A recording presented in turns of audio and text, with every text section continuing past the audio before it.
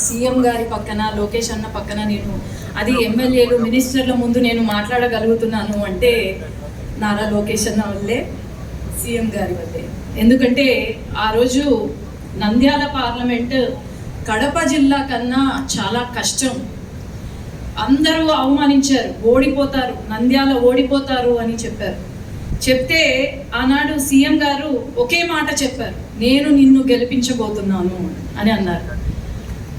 ఎలక్షన్లో ప్రతి మిగతా జిల్లాలు నాకు తెలియదు కానీ మా నంద్యాలలో ప్రతి కాన్స్టిట్యున్సీలో సీఎం గారు తిరిగారు ఆనాడు. ఎందుకంటే నంద్యాలలో సీఎం గారిని అరెస్ట్ చేశారు, మనందరికీ తెలిసిన విషయం.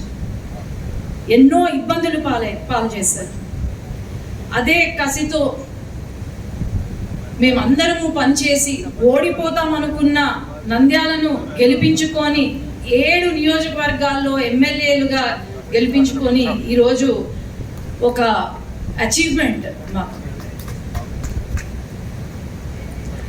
సీఎం గారు ఒక మాట చెప్పారు నేను ఎంపీ అయిన తర్వాత, అమ్మ మీరు ఎంపీగా పని చేయొద్దండి, కాన్స్టిట్యున్సీలో ఒక కార్యకర్తగా పని చేయండి అని చెప్పారు. ఆ మాట నాకు ఇప్పటి వరకు అదే గుర్తుంది, అలానే పనిచేస్తున్నాను సార్ నేను. అట్లాగే లోకేష్ అన్న అన్నారు, మీ డాక్టర్లకు హ్యూమన్ టచ్ ఎంత ఇంపార్టెంటో పాలిటీషియన్స్కి కూడా హ్యూమన్ టచ్ అంతే ఇంపార్టెంట్ అని చెప్పారు. అదే విధంగా ముందుకు వెళ్తున్నాం. నంద్యాలలో ఒక ప్రత్యేకత ఉంది సార్ ముఖ్యమంత్రిగా ఉన్నప్పుడు ముందు ఓర్వకల్లో మహిళా సంఘాలు అత్యంత లార్జెస్ట్ మహిళా సంఘం ఓర్వకల్. ఇప్పుడు ఈ మహిళా సంఘాలు ట్రైనింగ్కి ఇతర రాష్ట్రాలకు, కాశ్మీర్కి, గుజరాత్, ఉత్తరప్రదేశ్కి వెళ్తున్నారు. అది మా ఓర్వకల్ ప్రత్యేకత, అది మీ గొప్పతనం సార్. ఫాతిమా బి అని చెప్పి ఓర్వకల్లో UN అవార్డు తీసుకుంది. ఇది మహిళల యొక్క సార్ మహిళలకు ఇచ్చే ప్రాధాన్యత. మనం అందరం గమనిస్తే ఎన్నో కష్టాలు పడ్డారు. నేను పార్టీలో కొత్త అయినా నన్ను అనేక ఇబ్బందులు పెట్టారు. నేను బీజేపీలో ఉన్నప్పుడు నేను గమనించేదాన్ని. ఒకనాడు అనితమ్మ ఏమన్నారంటే, అధ్యక్ష నన్ను చాలా ఏడిపించారు అని కంటి నీళ్ళు పెట్టారు. ఆ సంఘటన అసలు మర్చిపోలేని సంఘటన.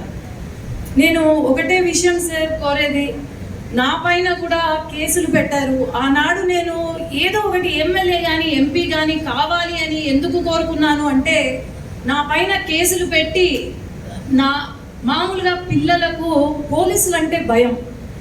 నా చిన్న పాప కారులో ఉండగా ఆమె ముందే నన్ను పోలీసులు తీసుకెళ్ళి స్టేషన్లో వేశారు సార్ అన్నాడు. అది చాలా బాధాకరమైన విషయము. కాబట్టి ఈరోజు మహిళలు ఒక చిన్న ఉదాహరణ సార్, నిన్న ఒక అసెస్మెంట్ క్యాంప్ చేస్తూ ఉన్నాము హ్యాండిక్యాప్డ్కి. ఆ అసెస్మెంట్ క్యాంప్లో ఒక సిపిఐ అతను మన ప్రభుత్వానికి వ్యతిరేకంగా మాట్లాడితే 2 కళ్ళు కనపడవు. ఒక మహిళ ఎక్కడికి వెళ్తుందో దారి తెలియదు కానీ జై తెలుగుదేశం, జై తెలుగుదేశం అని కింద పడి. ఆ సంఘటన చూస్తే మనకు మహిళలు ఎంత తెలుగుదేశం పార్టీని ఎంత గౌరవిస్తున్నారు, మిమ్మల్ని ఎంత గౌరవిస్తున్నారో అనేది అర్థమవుతుంది. ఎందుకంటే మహిళల వల్ల ప్రభుత్వాలే ఫామ్ అవుతాయి, ప్రభుత్వాలే కోల్పోయే పరిస్థితి కూడా ఉంది.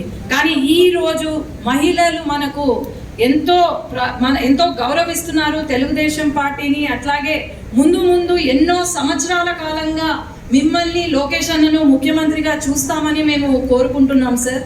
అట్లాగే ఒక రిక్వెస్ట్ సార్, ముందుగా కేసులు ఏవైతే ఉన్నాయో మన కార్యకర్తల పైన, మహిళల పైన ఏవైతే ఉన్నాయో అది ఫస్ట్ దానికి ప్రాధాన్యత ఇచ్చి కేసులు చూడటము రిక్వెస్ట్ చేస్తున్నాను సార్. అట్లాగే ఇంటి స్థలాలు ఏవైతే ఉన్నాయి సార్, మీ వల్ల స్థానిక సంస్థల్లో మహిళలకు రిజర్వేషన్ వచ్చింది, అట్లాగే డీలర్షిప్లో రిజర్వేషన్ వచ్చింది. అంతెందుకు మన మహిళలకు ఆస్తుల్లో కూడా సమాన హక్కులు ఉండాలని చెప్పి కూడా మన తెలుగుదేశం పార్టీ ముందుకు తీసుకెళ్ళింది.